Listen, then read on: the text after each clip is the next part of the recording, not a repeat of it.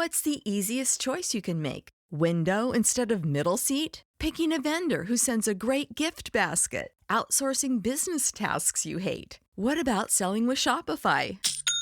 Whether you're selling a little or a lot, Shopify helps you do your thing, however you cha-ching. Shopify is the global commerce platform that helps you sell at every stage of your business. From the launch your online shop stage to the first real-life store stage, all the way to the did we just hit a million orders stage. Shopify's there to help you grow. Whether you're selling scented soap or offering outdoor outfits, Shopify helps you sell. Wherever and whatever you're selling, Shopify's got you covered. Sign up for a $1 per month trial period at shopify.com/try. Go to shopify.com/try now to grow your business, no matter what stage you're in. Shopify.com/try. You're listening to the Archaeology Podcast Network.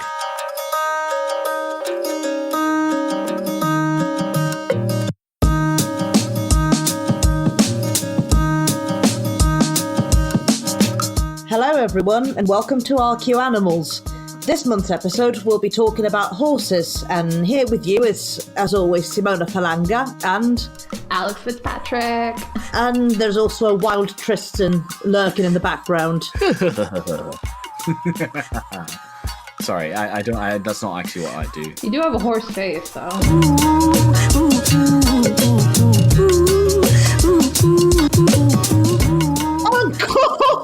You've never. You know what? This is it. I'm exiting this episode. You guys can't see it, but I'm dabbing both ways. Okay, well, hello and welcome to the last episode of ArchaeoAnimals. Good run. Anyway, so today we are talking about horses. Those big boned boys, as I like to call them. Yeah, just big scary boys. Big, yeah. Well, yeah. You're a bit scared of the living versions of horses, aren't you? That is particularly what my dog Sandy is particularly scared of, because she'll be happy to play and try to herd most sheep and goats, and you have it, but a horse, oh nope. He's like, no, too big for me. No, something that much bigger than me should not exist.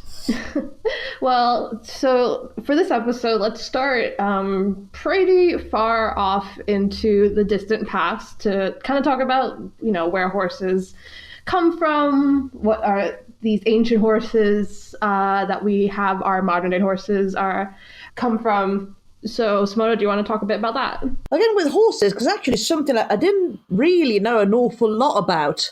Because, of course, like, as all domesticates, they do come from a wild horse. But actually, in terms of, like, the true wild horse, you don't really have that around anymore.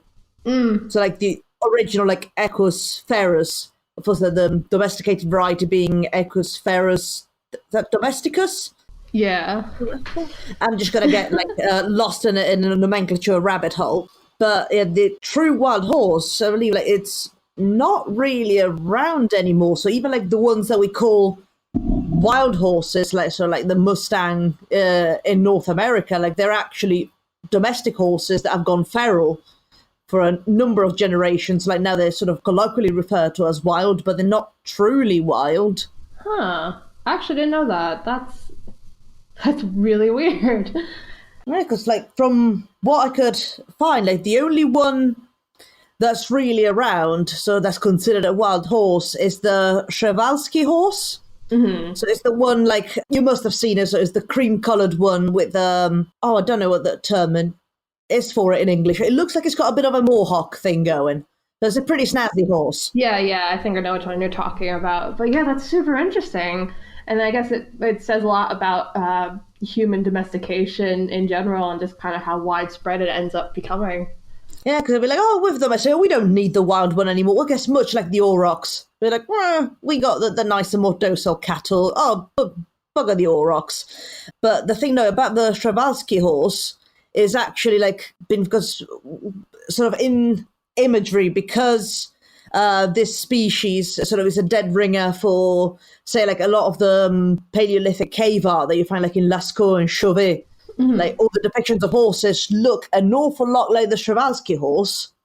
Yeah. So it's sort of like in the common sort of imagination, that's how the wild horse looked like.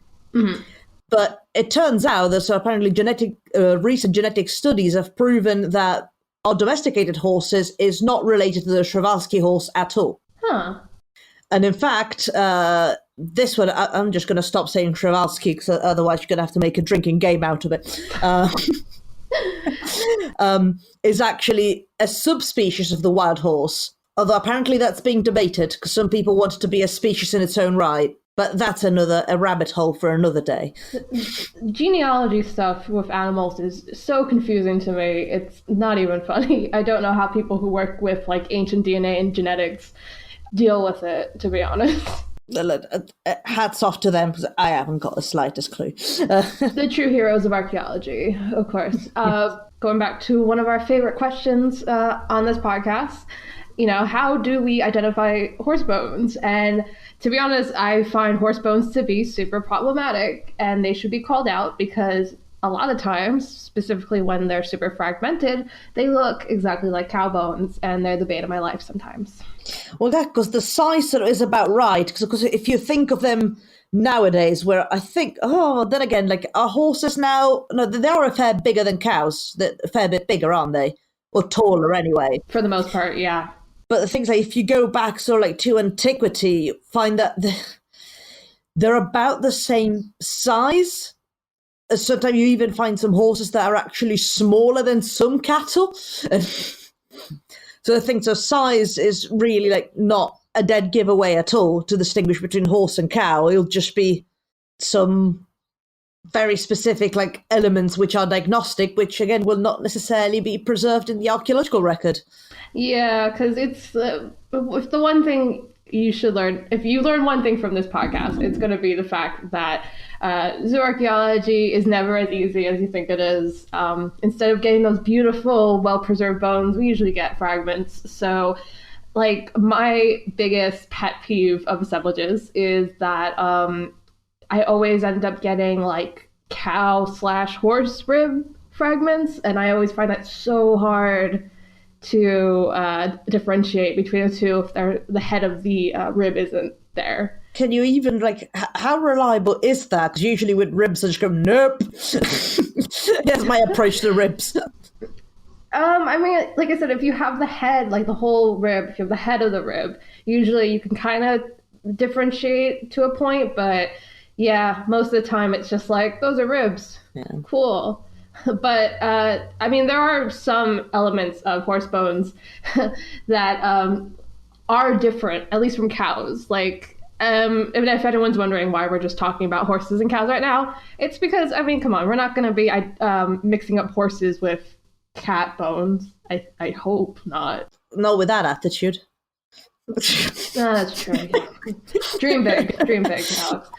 But, so, yeah, I guess in one way you can just say horses are like cows, but with one toe. Well, I guess that would be sort of like the main thing. Well, because cows only have 2 toes, which is weird in its own right, but it's something that cows do. Yeah. Horses will only have the 1. So, of course, the phalanx will be, well, just 1. And, of course, you'll be sort of the same size as a cow's, but you'll find it'll be much, much wider. Yeah. Because, of course, it's the only one they've got. And the metapodials that go along with it, so again, it's something like, again, very, very difficult to describe in audio format. But I think we've discussed before with cattle, so like the metapodials being quite distinguishable, because in the distal end, so the lower portion of it, where it joins with the other bones, they've got these things that I call the roly bits at the end. Like this is the 2 roly joints. The scientific term, the roly bits. Well, if you can remind us what the legit name for that is, pop us a message on social. Teach us about zooarchaeology, please. Oh no, don't you chew my headphones. Oh, sorry. I've brought along for this episode the closest animal I have to a horse, which is the rabbit. Because unlike you, he does dream big. So just like if I cut off randomly, well, you know what's happened. Kernan has just claimed yet another victim. Anyway, Yeah, I think that's the best way kind of to differentiate between cows and horses, because again, they more or less kind of look the same, especially if they're fragmented. One particular element that I can talk about, because it's like one of the few that I can ID really fast by eye, is their teeth. Also, the most terrifying part of horses, maybe.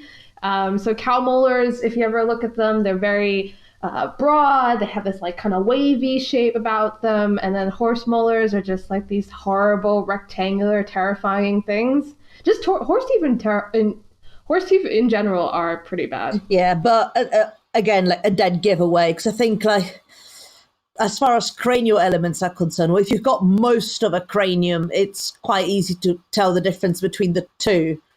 They tend to be like, first of all, horses will have upper incisors while cattle don't.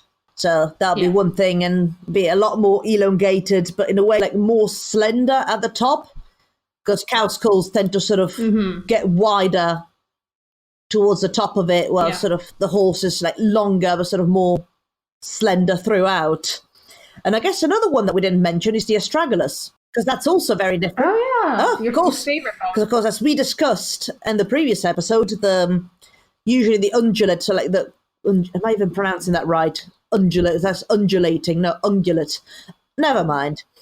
Yeah, I always, in my head, I pronounce it ungulate. Ungulate, I don't know. Teach me up to pronounce stuff in English. Pop another message under the show notes. Yeah, like the cattle ones sort of look like, a little toy car with these sort of different facets to them, while the horses look almost like squashed, but the articulation is oblique. Does that make sense? Mm-hmm. We'll add photos and stuff to the show notes, so that'll be a bit more helpful than us trying to describe it. And there's another main difference in the femur, but I think it's not, I guess, to the untrained eye, it's not as obvious as, say, the metapodial's teeth and skulls and whatnot. Yeah. But yeah, no. So kind of moving on. So now that we know what the horse looks like, what does it actually, tell us about the site? Other than the fact that there were horses here, which, I mean, come on, duh. Well, I guess one thing that horses are usually tend to be tied with is status. Now, of course, Yeah. depending on the culture, they wouldn't necessarily be, super duper high status or anything. But horses, they are expensive and were expensive to acquire and to keep. Mm-hmm. So generally, like as a rule of thumb, if there were horses around, I guess the population was wealthy enough to keep horses. Also because, like, unlike other livestock, horses, I mean, they were eaten, but not as frequent. I mean, much like dogs were eaten, but not anywhere near as frequently as other like common livestock, like, cattle and pigs and sheep. So in a way, like it's an animal that you pretty much have to feed and look after for the rest of its life. Which, granted, was probably a lot shorter than it is now, but it still takes like a lot of energy and concentration and everything. So the fact that you have to actually expend that to take care of horses, which are so finicky, it says a lot about what what kind of resources you had as a person eat in the past. a lot of stuff. Horses. They do, yeah. So you don't really see them. Of course, you see them eaten, but not really as often. So like usually on an archaeological assemblage, like horses, like you will find this like fairly frequently, like them being on the older side of things, because horses got so many uses about them, like other than meat itself, so like for attraction and transportation. And I think like a point, again, it'll be speculation if we're talking about a prehistoric society, but I guess there's also something to do with the perception of the horse. Mm-hmm. As of course there seems to be, because I've never really done horse riding before, so I'm not sort of part of that culture myself, but there seems to be this special bond between the horse and its rider, that sort of will result in horses being generally well looked after, because they're really cared for, like as a cherished companion as well as a working animal. I wonder actually if this is like a chicken or the egg kind of question, but I wonder if the kind of special bond between a rider and a horse happens because horses take so much hands-on care, or did it happen the other way around, that people were so drawn to horses that they actively wanted to care for them this much, and it just kind of became a thing. This is some weird, It's probably column A, column B. Yeah, probably.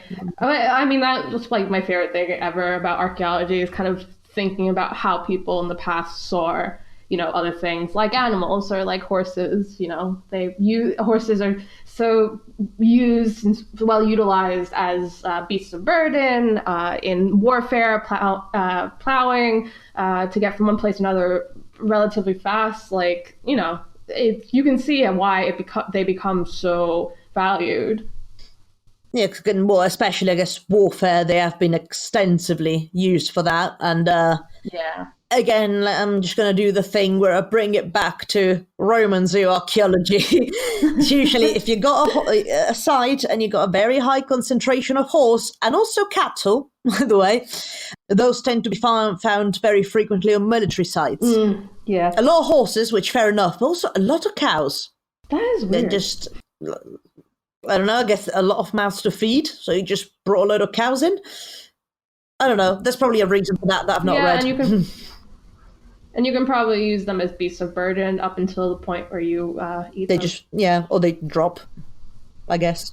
Yeah, handy. But speaking of beasts of burden, though, you can actually see on horses there's a couple of things you can find on horse bones that showcase uses in domestication. Bit damage is the one that I always think of when I think of domesticated horses. Yeah, so what would that look like on the teeth? It's just like a very specific kind of wearing where you can actually, like the kind of examples I've seen, you could like actually see what the exact shape of the bit probably was. It was a very specifically, like it looks like someone basically cut it into the teeth. It's really cool actually, although painful probably. Would that be comparable? Because I know there's like sort of similar examples of where sort of in human osteoarchaeology where like people would be using their mouths, say, to like make rope, things like that. So it'll be that repetitive movement with their teeth and would actually leave very interesting wear patterns on them. So would that be something similar to that? Yeah, I mean, the little bit of osteology, human osteology I've done, I remember I was working on remains where if someone had an abscess in their tooth, so they were clearly using the other side of their mouth to chew. And you can so clearly see that because all the teeth on the side were so worn and used, and the other teeth that weren't the abscess tooth on the other side were fine. Oh. It's gross, though. Teeth are gross. Yeah. Horse teeth, even more. It's just like with pathology, it just makes me really sad for some reason. Whenever I see something very pathological, I'm like, oh, you must have been in a lot of pain. Yeah, it's definitely sad, but in terms of like pathology that showcase domestication, I think bit damage is probably the main one with horses, and then you kind of get average size decreasing across populations as they become domesticated. And then some of the other evidence we really have are more artifactual and genetic, like we were mentioning earlier in this episode. Ancient DNA can pull up the genetic markers that showcase like right when domestication probably happens. Beyond that, I don't really know how it works. It's all magic to me. And I guess it also comes back to the thing that it always comes back to, context. Context. It's all about context. As much as we like animal bones, you also need all that other stuff that's around it. Yeah, but more about context and more context and some case studies while we're at it after the break. Woo, woo, woo. Hey everybody, Chris Webster here to talk about wildnoteapp.com. While you're listening to this episode about horses and osteology, keep in mind that if you're working in the lab, you can use WildNote. If you're recording anything on paper or into a spreadsheet, even on the computer, create yourself a nice graphic form by heading over to wildnoteapp.com, sign in for an account, click on projects, then click on survey forms, and you can create your own form. And that form has 5 standard exports, which you can then bring into your database, bring into a GIS, bring into whatever you want. So simplify your life, simplify your workload. Check out wildnoteapp.com. That's wildnoteapp.com. Now back to the show.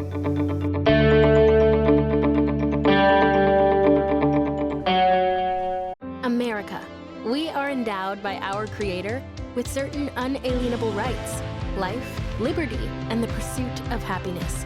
At At Grand Canyon University, we believe in equal opportunity, and the American dream starts with purpose. To serve others in ways that promote human flourishing and create a ripple effect of transformation for generations to come. Find your purpose at Grand Canyon University. Private, Christian, affordable. Visit gcu.edu. Okay, and we're back with ArchaeoAnimals. Today we're talking about horses and horse bones. So, is there anything else you wanted to talk about, Simona, when it comes to kind of context and domestication? Well, I guess something that ties us in quite nicely with context are chariot burials. Yeah, I do love me a chariot burial. Alas, chariot burials are not a thing this far south in England, so I'll have to leave them all to you. Well, yeah, so at least in Britain, chariot burials are very much a Yorkshire thing, which is where I am currently. So I feel very much, even though I'm American, I feel very much like it's my culture now. Typical American. It's my culture now. Well, we don't have chariot burials in America, unfortunately. I wish we did. America has no culture. Harsh. Have to steal everybody else's. I mean, I'm not valid. anti-American. I am, but whatever. Anyway, chariot burials. So even though the specific one we're talking about, which is in Yorkshire, is of course in England, chariot burials can actually be found in various regions. We have examples in parts of Russia, in China, France, honestly, like everywhere. So when we do say chariot burials, though, the burials have to have a chariot. I know that sounds silly, but they do have to have a chariot involved, but they don't always have a horse. So I don't really know if there's any, interpretive meaning behind chariot burials that don't have the horse as well. More like, I was going to sacrifice that horse, but it's a good horse. Tell you what, I'm going to keep it. They're already dead anyway. I'm just going to keep this horse. And to all those past people who thought like that, you are all so valid to me.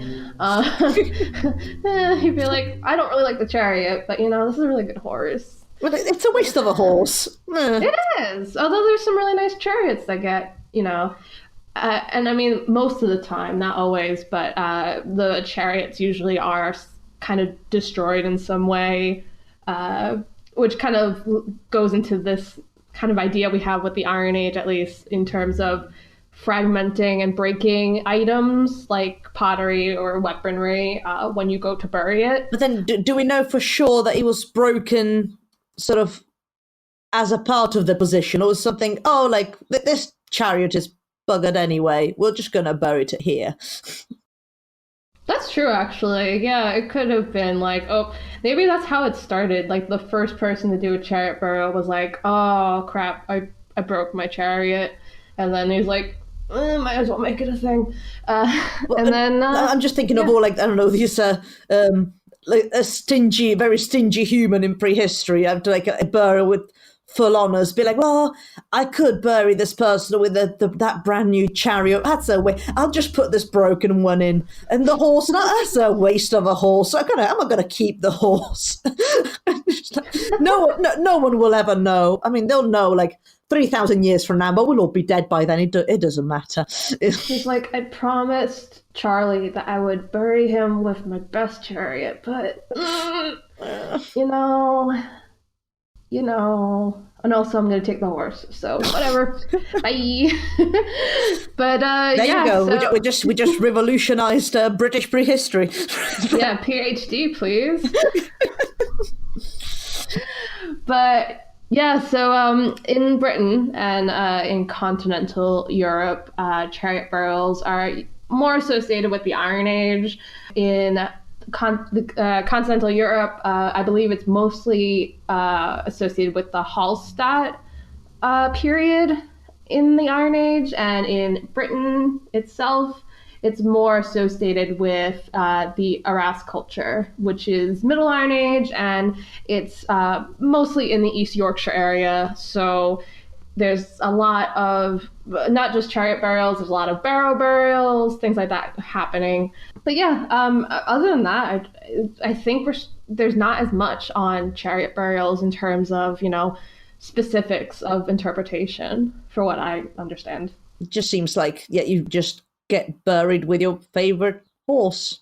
And I suppose it says something about status, because you'd have the money to have the horse and a whole chariot, and people buried with you sometimes. Yeah, I mean, there's a lot of ways you can take it in terms of status. Is it something to do with fighting and war, because they are used oftentimes in warfare? It's hard for sure. Yeah, and I think one argument that has been made, and I forget where I've read about this, but an argument that has been made about burying high status items as effectively grave goods, because that would be what a chariot burial is, just a much larger type of grave good.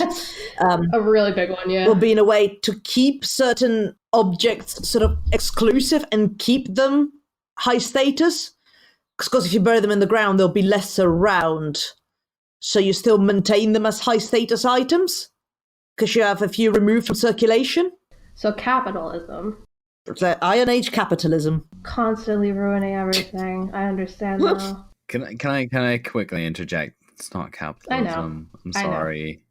I just want to make sure nobody in the audience actually thinks that that's something we're trying to say here, because capitalism is a specific historical entity that started in England much later on. Okay, don't make jokes, Alex. Me. No jokes allowed. Does this look like a joke podcast to you? You look like a joke to me. Boom! Oh, Jesus, what is happening today? Today of all days. I just dabbed again. I just want everyone to know. Just dabbed. Well, in any case, yes, it's Neolithic capitalism. Blah, yeah. But I shall not encourage this banter. But I find it interesting that, how do we know that these horses belonged and these chariots belonged to these people? Why do we assume that it's the property of this individual rather than property of the community that goes to this individual in the afterlife? How do we kind of separate out, because we're coming from a place of, well, I know my property is, this is my cup, this is my phone, this is my podcast, whereas those kind of concepts may have not occurred in the past. Oh yeah, no, it's totally a bias thing. I mean, it's the same thing when it comes to looking at grave goods and people gendering them. It's a huge bias thing, and ultimately, we don't know. They could easily, I like to believe that, they could have been communal type of, Commonwealth properties, or not even seen as, they could have also not have been seen as properties, we just, they could have just stolen them from the nearby tribe. Yeah, they could have just been straight up stealing. Yeah. Grand Theft Neolithic. Oh man, I would play the crap out of that game. Grand Theft Oh my Archaeoanimals. god, that would be amazing. Can we stop the podcast now? I need to contact Rockstar Games. Or just make a new feature film Need for Speed East Yorkshire. It's just Why does that conjure the idea of these people on little carts with horses to race each other? Oh god. I've never actually been to East Yorkshire. I've been to York, but I've never been to East Yorkshire, so obviously my stereotyping is really bad here. So yeah, we are all just going around with chariots and horses. It's very on point stereotypes. Just kidding, I'm in West Yorkshire, so I don't know. I am moving there. I'm gonna go around in a horse. Wait, you're moving there? Oh, I would, if everyone goes around on a chariot and horses, sure, I'll move to East Yorkshire. That's valid. But getting back on track with our case studies. So we also, speaking of England, there's also a project going on, Exeter. That's how you say that, right? Exeter? I believe it's Exeter. All the nice zoo arc stuff seems to be coming out of Exeter. Yeah, University of Exeter. If you are looking to do zoo archaeology in the UK, probably set your sights on University of Exeter because that seems to be the hotspot for zoo arc. But they're doing a pretty big project actually on horse domestication. I don't know, Simone, if you want to talk a bit about that. Oh, is that because again it deals a lot with DNA? So unfortunately, I'm not the most knowledgeable person on the subject. But I guess what I think they've been looking at sort of like further characterizing and dating horse domestication. And Yeah. actually, so far, because I'm not sure whether the project is complete, but so far they've managed to ascertain that horses were domesticated about 1,000 years earlier than previously thought. So actually, horse domestication is now attributed, or at least the earliest discovered event of domestication was carried out by the Botai culture in Kazakhstan. And that was about 5,500 years ago.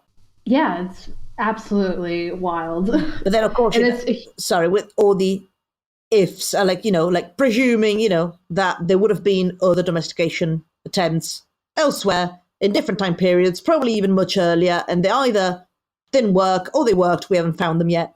That usual.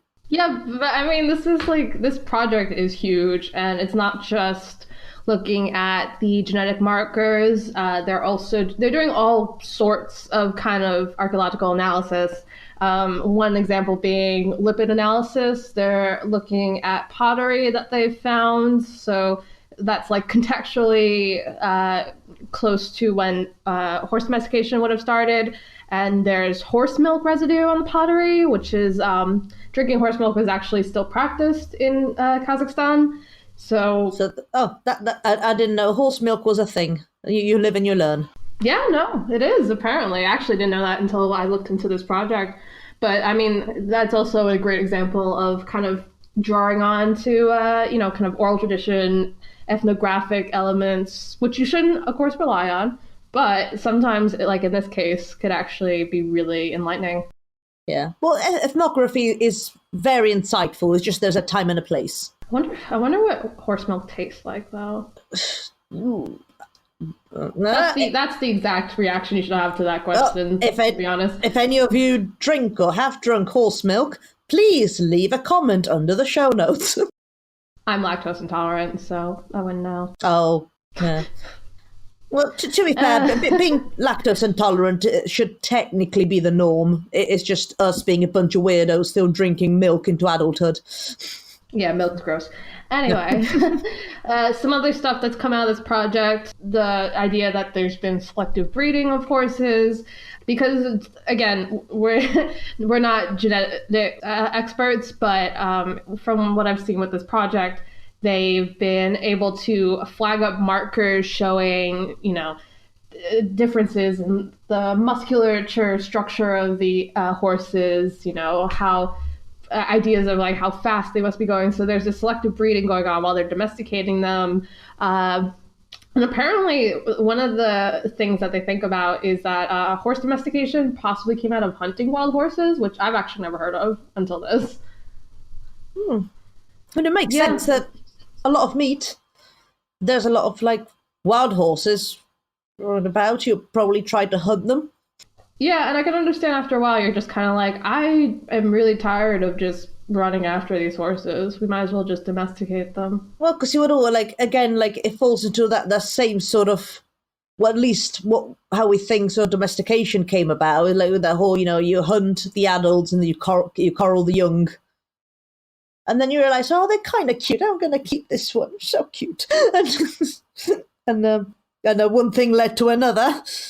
And now we apparently have no actual wild horses. So good job, y'all. Yeah, except for the good old, the Shrivalsky. Because there was another one. It wasn't called tartan. Oh, there's another species. No. Is that where they get tartan from? Oh my god. Oh. Yes, and just wait till you find out how they make glue. No. I'm sorry, Alex. Boxer! Boxer! Oh my god. That was terrifying. You okay, Simona? What just happened? Was it called Boxer? Yes, he was called Boxer, yes. Boxer! Simona loves horses. She just gets so excited. And frankly, that's the kind of energy we should be bringing to this podcast all the time. Just yelling. The tarpan, not tartan, tarpan. I mean, that's close. That's pretty close. Tarpan. It was a Eurasian wild horse that was a subspecies of the true wild horse. And of course, we all hunted it down to extinction. Sounds about right. So the last photo dates of this animal dates to 1884, but chances are that was a hybrid too. Good job, y'all. Yay, humanity. Yeah, we're just domesticating everything. And one of the last things that this project talks about is the idea that domestication of horses was probably because it worked best with the herding economy. So yeah, we domesticated all these other things, and we were like, oh, we need something to help out with that. Poor horses. Poor everything, really. Yeah, look what. Welcome to our podcast. Look what you've done, humanity. No, except for this one little rabbit. That's why you have me giggling all the way through the show, because it's actually sort of licking my hands and neck and stuff, and it's just making me this ticklish. Frankly, you should have gotten a horse for this episode, to be honest. Lack commitment. And yeah, the closest I could get to you is the reincarnation of Kernanos. All right, so I believe we actually have a guest this episode. Woohoo! No, an actual human guest again. Exciting. Yeah. Okay. So actually, after this break, we'll have an interview. You know, one of those rare moments for this podcast, but it should be good, and we'll have someone talk to us more about horses. Yeah. What's the easiest choice you can make? Window instead of middle seat? Picking a vendor who sends a great gift basket? Outsourcing business tasks you hate? What about selling with Shopify?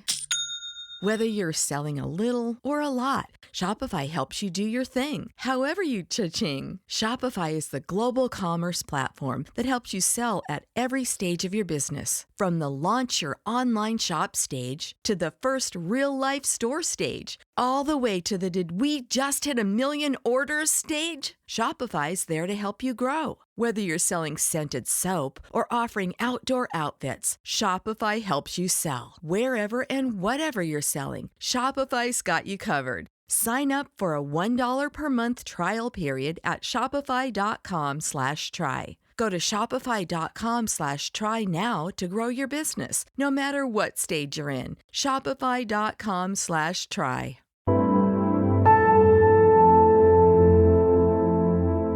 All right, we're back again with ArchaeoAnimals. So we're still talking about horses, and today we have a great surprise, because it's not really a surprise because we did talk about it earlier in the episode, but we do have some guests who are going to tell us about their research with horses. So would you guys want to introduce yourselves? Hi. My name is Rúnar Leifsson. I'm an Icelandic archaeologist, also archaeologist, and I wrote a doctoral thesis about animal remains recovered from Viking Age burials in Iceland, and which is, mostly horses, a few dogs. So, yeah. My name is Albina, and I'm also Icelandic, and I'm also a zooarchaeologist.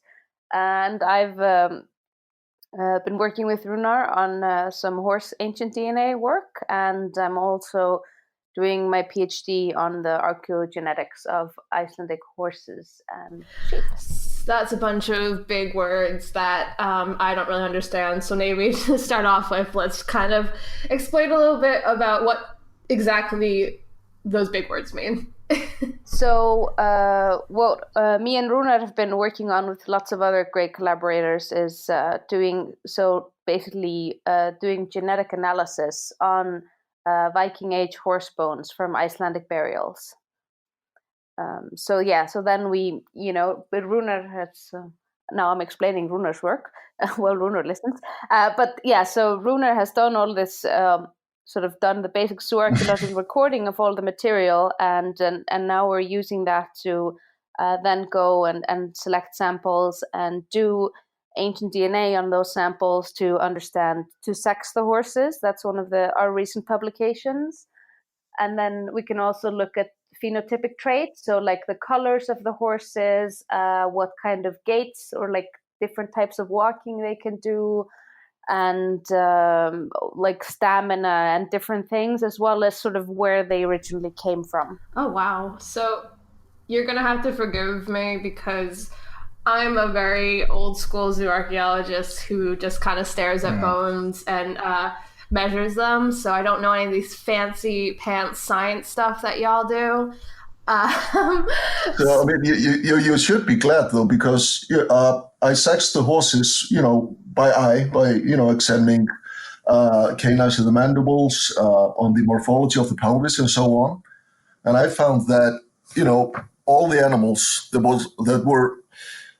I could sex, they were all male. And this was then corroborated by the ADNA work. So, score for traditional archaeological methods, I guess. So we're not obsolete. You can't replace me with your fancy DNA stuff. No, not at all. And I think it's super important that Runar had already done this. And I hate calling it basic because it's not basic, but he had done this sort of traditional zooarchaeological recording of this material.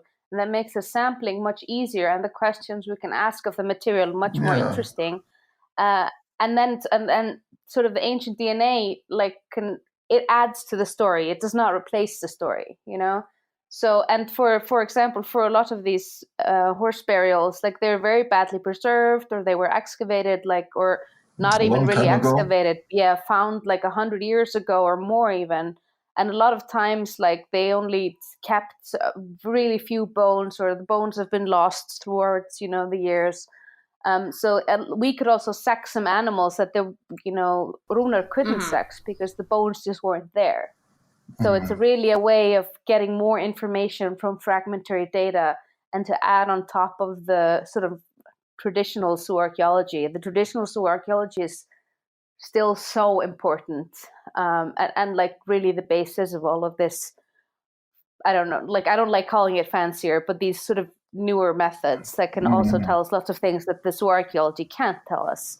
But together, that's when you really... Things. Yeah, exactly. But together, that's where you get the exciting stuff happening, where you can combine them. That's the good stuff. Well, because I guess in a way, they both act as a control for one another. Yeah, exactly. Sense. Yeah. And, through the traditional methods, you're able to tell a story of the animals themselves, how they were treated, how they were, killed for burial and so on, in further stature in life and so on, whereas the ADNA, as Albina says, it helps us answer different sets of questions, if you like.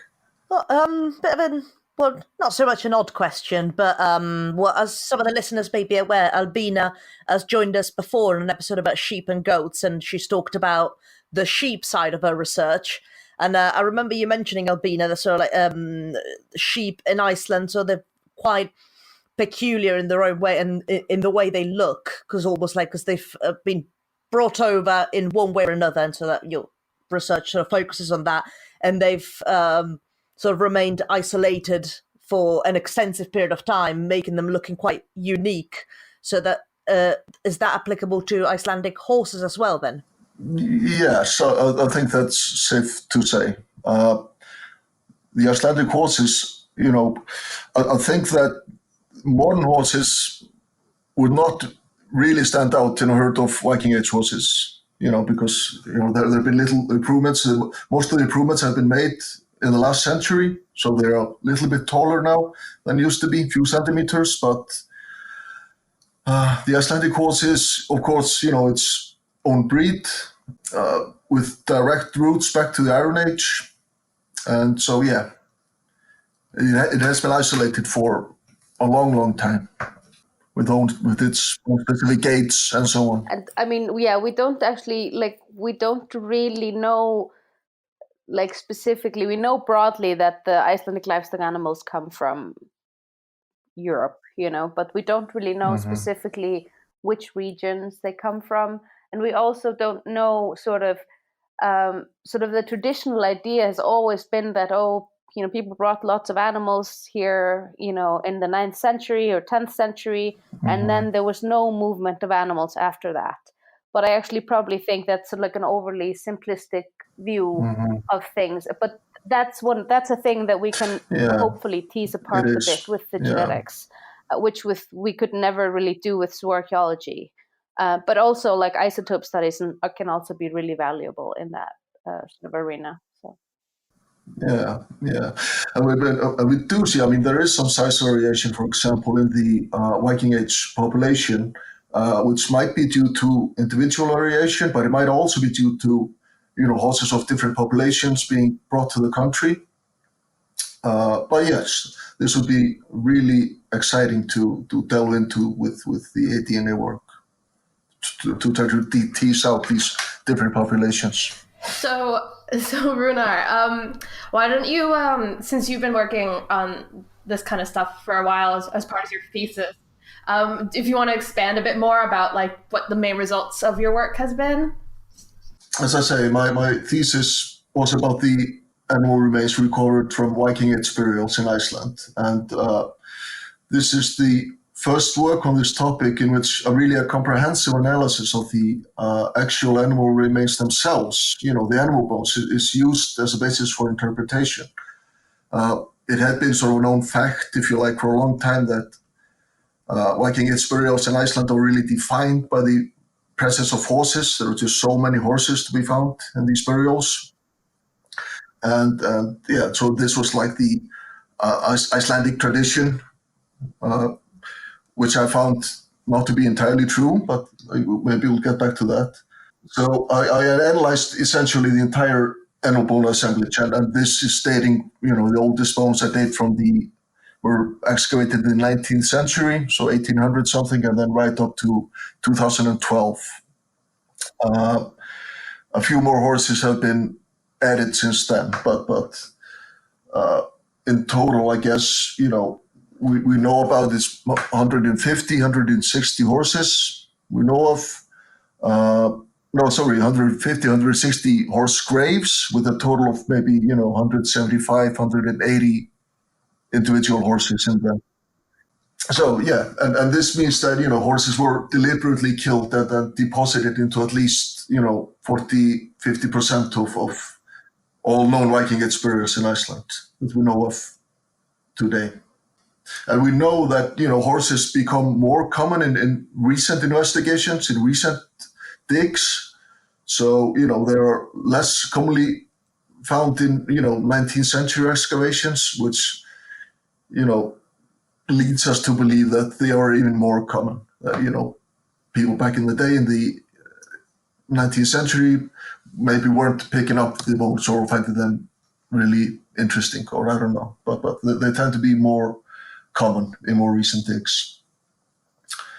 And the bone analysis itself obviously reveals many things. Physical appearance, we touched upon, age at death, the sex of the animals, pathologies that inflicted them in life, and of course, the way they were killed. And we know that the horses were, for example, always deposited in their entirety into the grave. They were never butchered. Mm-hmm. So the only exceptions where some dismemberment took place are a few possible instances of decapitation, but in those instances, the heads were deposited in afterwards into the grave. So how were they killed for the most part? Yeah, they were poleaxed in the forehead, and we can even see sort of the marks of the tool. So the hammerhead, we can see the impressions of hammerheads in a couple instances. So it was usually a hammer-like tool, maybe with a head of about 30 millimeters in diameter, and then they had their throats cut. We often have cut marks on the axis vertebrae. All right. Yeah. So and then in a couple instances, hobbles have been found as well. So the animals were probably led to an open grave, hobbled or restrained in some way, hit in the head, so knocked out, and then had their throats cut and bled out. And you can imagine, this would be a gush of blood coming out. So probably quite theatric and dramatic. as well. So very like The Shining type of scene. Yeah. I mean, it is, and this tradition is, of course, very old. Yeah. This was not invented in Iceland. This dates back, probably 500 years back in time until it started in Iceland, in Norway at least. So this is kicking in sort of the start of the late Iron Age in Norway, time called the Merovingian period, maybe about 600 AD. And then this gradually gets more common in Norway and is really popular there in the 10th century, at the time when this practice is taken up in Iceland. And it's surprisingly uniform around Iceland, how it was practiced. There is some variation between different sites, but within each grave field, it's very standardized. So people are following some sort of an ideal, if you like, of how these things should be performed. Sorry, I'm just going to keep being nosy. What was the average age of death, of the horse you've recorded? That's very interesting because, and this ties in with sort of previous hypotheses about this custom of ritually killing horses. Back just after the middle of the 20th century, people thought that, horses were so common in Iceland because they were so readily available. They were cheap alternative to other material goods, if you like, which, through the zooarchaeological investigation, it does not hold up. And then sort of later explanations have brought forth hypotheses about the horses being sort of very special animals or very dear to the people that they were buried with. But again, the zooarchaeological analysis does not really support that. Concerning the age, most of the animals are in their prime, between maybe 5 and 15 years. Very few of them are older than that, but very surprisingly, 30% of the animals that can be aged are quite young and have not reached skeletal maturity. So they're younger than 5 years. The youngest animal I recorded was maybe 1.5 years, and I recorded animal just over 3 years old that had pathology on the vertebra related to riding, for example, and in those cases where you have really young animals, they're usually sort of a second animal in a double horse grave, and most of the animals are males, so there's a clear sort of trend. There's a structure in this. So you have male animals in their prime, but the 30% of them are really old, are really young. Sorry, and even the really young animals, which are some of them are too young to be ridden, if they still tend to be buried with harnesses and saddles and so on. So there are some issues at stake here. People are following some sort of an ideal, some trend, and I think that the horses are often sort of, how do you say this? They are sort of representatives of their sex and their species, rather than, of course, in some instances, they may have been special individual animals, but that's not the main rule, I think, in effect, yeah. And of course, this then disappears with the advent of Christianity. Yeah, and it is very interesting. I mean, this was practiced only for a few decades in Iceland, but we have many of these burials. And, obviously not everybody would have gotten a nice, burial with a horse and weapons and so on. This is called kuml burials in Iceland. So these probably tend to be landowners or people aspiring to become sort of an upper class in the country. This has clear connections with or connotations with ethnicity, and people wanted to display certain ethnicity and probably wanted to display, paganism instead of Christianity and so on. So this was not practiced right from the start of settlement of Iceland. So Iceland was settled to begin with in the 9th century, so later part of the 9th century. But this is really a custom. The ritual horse killing is really a custom of the 10th century. So maybe from about 925 and through the 10th century, this is the deal. And then after 1000, you have Christianization, and this just disappears. So yeah, I think that this is connected to sort of the how do you say it? The everything in the country is getting more structured. You have social institutions are being formed, and this is really a statement being made by certain people of how they want society to be. In effect, they want traditional Norse society, pagan society, which then in the end, but this is a ritual failure because this stops quite suddenly with the advent of Christianity. Oh, that was fascinating. Loads about Viking horses. Cool. We do have one question. It's a bit of a silly one that we like to ask all of our guests. What's your favorite bone? My favorite bone?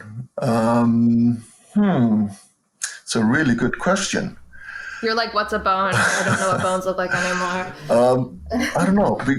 I've been studying. Did you say the horse canine? No.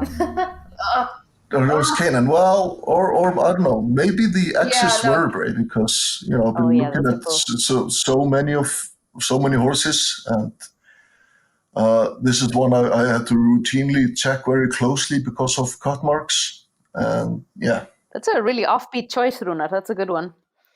Yeah. I'll try to be original. And what about you, Albina? Maybe you've got an equine favorite bone? Well, the metapodials are always very nice of horses. But I'm so deep in doing bioinformatics analysis these days, and I wish I was doing bones. Yeah, they complement each other. Kind of. I'm all into reading papers with math equations and wanting to tear my hair out and how did I get myself into this position? But it is. I mean, as often as I get frustrated with it, I think I just really want to working in this way with doing the traditional zooarchaeology and then combining it with the ancient DNA. That's where the fun stuff happens. Yeah, exactly. Yeah. And they are often by doing the traditional analysis, you actually get more idea about how to refine your questions and stuff like that. So if we still need to do that. I think that's really important that people know that collecting bones, storing bones, and analyzing bones is still going to be important, even if we have endless ancient DNA and strontium and whatever. It does not replace. It is, these methods work together, so I think that's very important.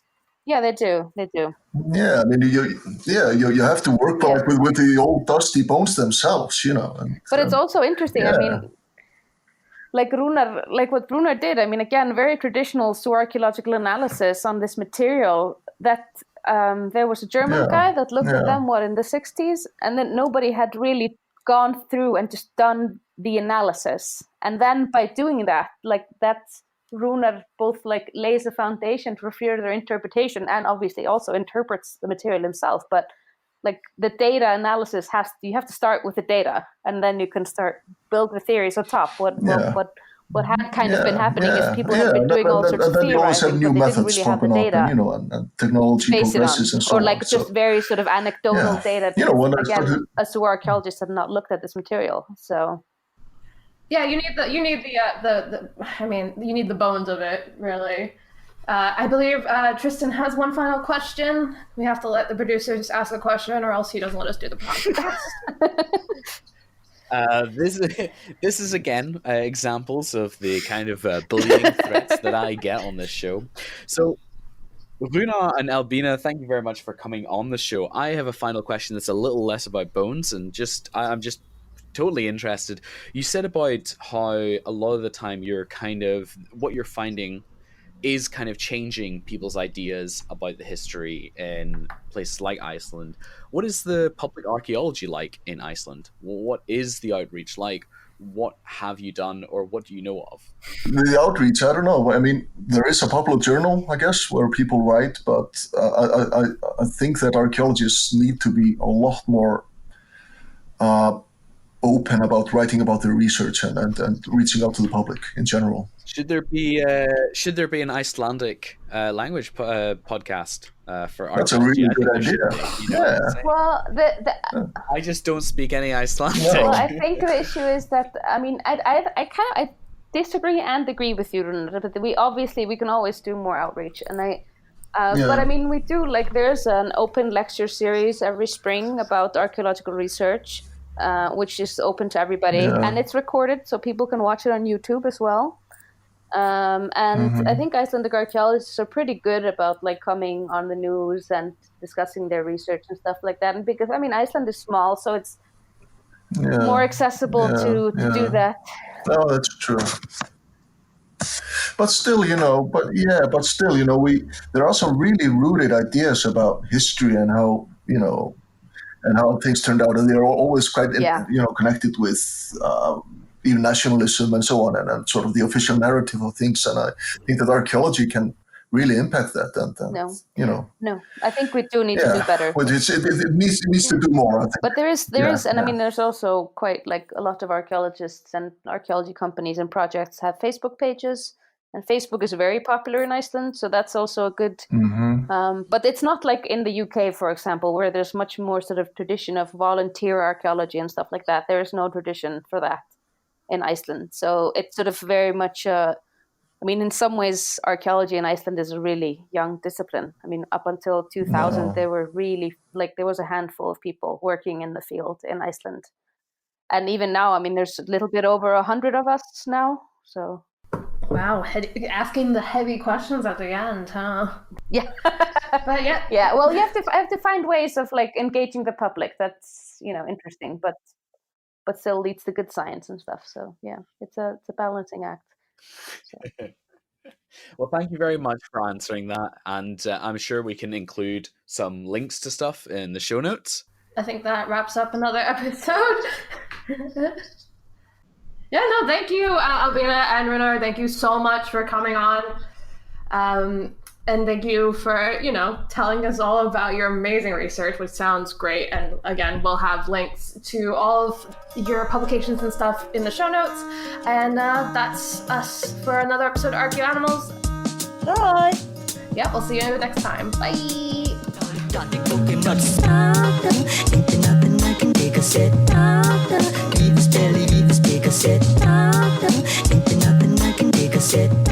Thank you for listening to ArchaeoAnimals. Please subscribe and rate the podcast wherever you get your podcast from. You can find us on Twitter at ArchaeoAnimals. Also, the views expressed on the podcast are those of ourselves, the hosts and guests, and do not necessarily represent those of our institution, employers, and the Archaeology Podcast Network. Thanks for listening.